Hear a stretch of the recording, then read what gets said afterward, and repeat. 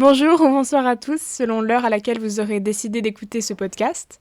Alors, vous l'aurez sans doute reconnu à ma voix, cette semaine, ce ne sera ni Louis ni Vincent qui vous présentera une œuvre, mais bien moi, à savoir la seule entité féminine du groupe, et avec un sujet que j'ai imaginé dans cette même lignée.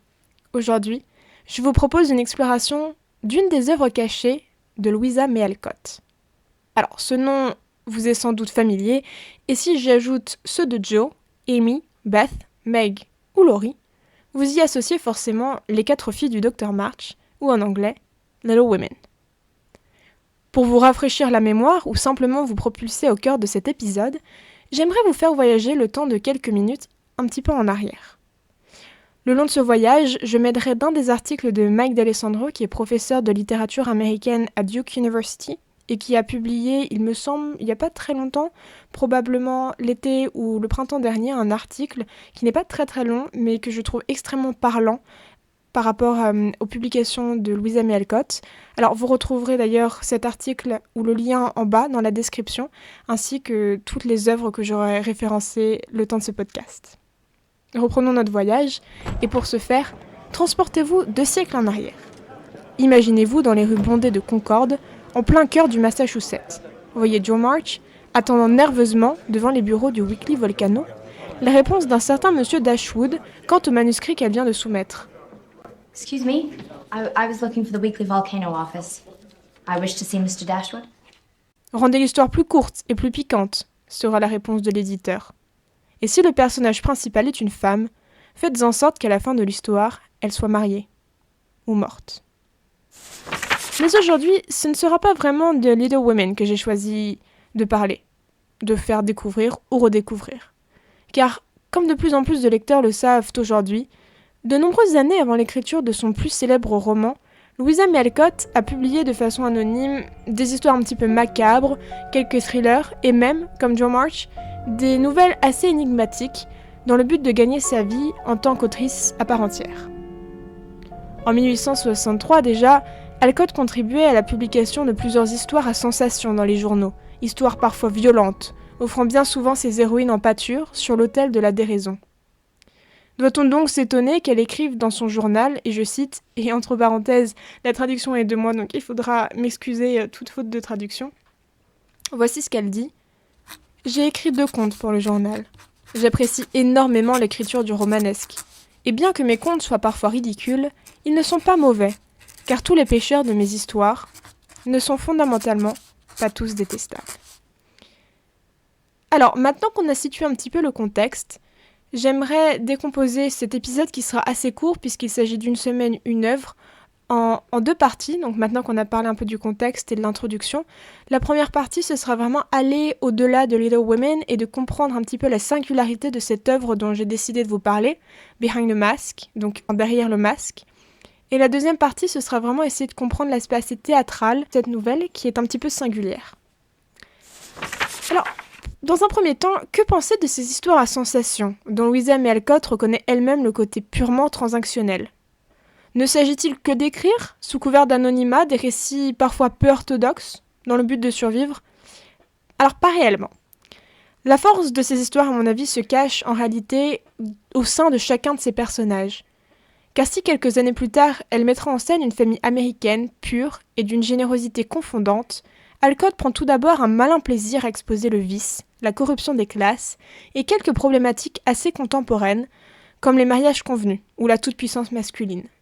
Ces héroïnes, souvent des actrices, meurent tragiquement, soit qu'elles soient victimes de leur position liminale dans une société pervertie, ou qu'elles soient tout simplement trop fragiles, ou alors au contraire, trop vicieuses pour survivre. Pourtant, rare exception, alors Jean Muir, qui est la figure énigmatique de cette nouvelle dont nous allons parler un petit peu plus avant, derrière un masque, ne meurt pas. Elle est l'une des seules héroïnes à renverser la tendance et elle transforme la nouvelle en une scène de théâtre à ciel ouvert. Pour mieux s'imprégner, je vais essayer de vous faire un petit résumé rapide des événements. Ils vont plonger un petit peu au cœur de cette intrigue. Et alors, cette histoire est relativement courte, hein, c'est vraiment une nouvelle, donc je vous encourage vraiment à la lire. Je vais essayer de ne pas véritablement vous spoiler, simplement de vous raconter les faits, les événements principaux. Sans trop vous en dire, pour que vous puissiez avoir la surprise du dénouement, qui est quand même un dénouement assez, à la fois assez sordide et assez intéressant, je trouve, et qui va un petit peu à contre-courant de ce que Louisa May Alcott a fait ou a pu écrire par la suite. Donc l'histoire suit Jean, qui est une jeune ingénue de 19 ans, alors que celle-ci arrive soudainement chez les Coventry, qui est une famille d'aristocrates anglais, dans le but de débuter son poste de gouvernante auprès de Bella, qui est la plus jeune dans la famille des Coventry. Alors ici, je suis d'accord avec vous, l'histoire peut sembler excessivement banale. On dirait une sombre copie de Jane Eyre ou même d'Agnès Gray, pour les amateurs des Brontë. À ceci près que l'histoire, bien que située en Angleterre, semble ostensiblement reprendre les codes de l'Amérique du 19e. Voici cependant où réside le tour de force, et attention aux spoilers, en tout cas demi-spoiler, Jane Muir est en réalité âgée de 30 ans, et c'est une actrice déchue, dont le seul but est de franchir la barrière invisible des classes et de renverser l'ordre préétabli de la famille Coventry. Autrement dit, Jean, comme une succube, va séduire les deux frères de Bella et l'ami de la famille. Elle parviendra aussi à réaliser ce qu'aucune des héroïnes de Louisa May Alcott n'était parvenue à accomplir jusque-là, elle se hissera au rang de lady. Que comprendre de ce subterfuge et du déguisement de Jean ? Déguisement double, puisqu'elle se fera passer dans un premier temps pour une jeune ingénue de 19 ans, et puisqu'elle se transformera ensuite, et qu'elle transformera aussi intégralement son identité, pour envahir et séduire chaque individu de la famille. Alors voici où réside le génie de Louisa May Alcott. Sous le couvert d'un jeu de rôle, l'autrice parvient à transformer l'histoire en une scène de théâtre où les acteurs évoluent lentement, sans connaître la partition. Le genre devient un déguisement, la classe sociale une espèce de frontière poreuse, perméable, que l'on franchit constamment jusqu'au point de non-retour. On peut également se pencher sur le côté très théâtral de cette nouvelle. Bien plus qu'une critique de classe et d'une provocation anti-patriarcale, la nouvelle d'Alcott n'est rien d'autre qu'une sorte de mise en scène, un tour de force qui expose les anxiétés d'une Amérique cloisonnée, terrifiée par la sexualité féminine, et qui renvoie en miroir la théâtralité domestique des familles aristocrates. En d'autres termes, Jean, au-delà de son rôle de gouvernante et d'actrice, est avant tout un chef d'orchestre. Elle joue de son rôle et de son genre, en les revêtant comme des masques, comme des vêtements. Et elle dictera la mesure en changeant d'identité à volonté. Cette critique acerbe, quoique invisible pour celui qui l'ignore, relève les défaillances du système de classe britannique, qui est directement importé des États-Unis. À une époque où la hiérarchie et le statut social sont plus importants que jamais, Louisa May Alcott montre à ses lecteurs que la fémininité et la condition sociale se jouent, s'explorent et finalement se brisent. Être ne devient qu'un rôle, qu'une persona parmi tant d'autres. Voici une citation que vous retrouverez sur votre écran si vous êtes sur YouTube. La métamorphose était spectaculaire, mais le déguisement relevait plus de l'expression qu'elle arborait que du choix d'un costume ou de tout autre ornement. Que dit cette citation ? Elle dit finalement qu'en détruisant les normes établies par une aristocratie assez empêtrée par ses habitudes, l'auteur montre la victoire de Jean, prête à arborer tous les masques possibles pour exister. Si au début l'héroïne est l'image parfaite de l'ange victorien, il ne s'agit véritablement que d'un rôle, joué à la perfection. Jean donne la réplique à une sorte de fémininité qui subjugue pour mieux détruire. Et c'est justement cette fémininité qui est en jeu, et qui permet à Jean de franchir les différents espaces. On passe de l'espace de la maison à l'espace du théâtre, de la sphère publique à la sphère privée, de la partie plus féminine de la maison, c'est-à-dire la salle d'études, la nurserie, et une sorte de sphère beaucoup plus masculine. Ainsi, contrairement aux sœurs March qui transposent le théâtre au sein même de leur vie, The Witch's Curse, a play by Joe March. et c'est vraiment, on peut le voir par le biais de scénettes, par exemple, les scénettes qu'elles vont jouer lors des fêtes de fin d'année, à Noël, Jean n'a pas à choisir entre différents espaces. Elle transpose l'espace de la maison en une scène de théâtre, en d'autres termes, elle théâtralise la famille victorienne. Les Coventry deviennent des acteurs et des auditeurs, des spectateurs et des performeurs, selon l'acte et la scène. L'écriture n'est qu'un moyen de lever le voile sur l'intimité de l'aristocratie. Les frictions sont donc le résultat d'un besoin d'exister hors script et de comprendre une identité qui se confond entre performance et réalité. C'est une sorte de mise en abîme de tableau vivant.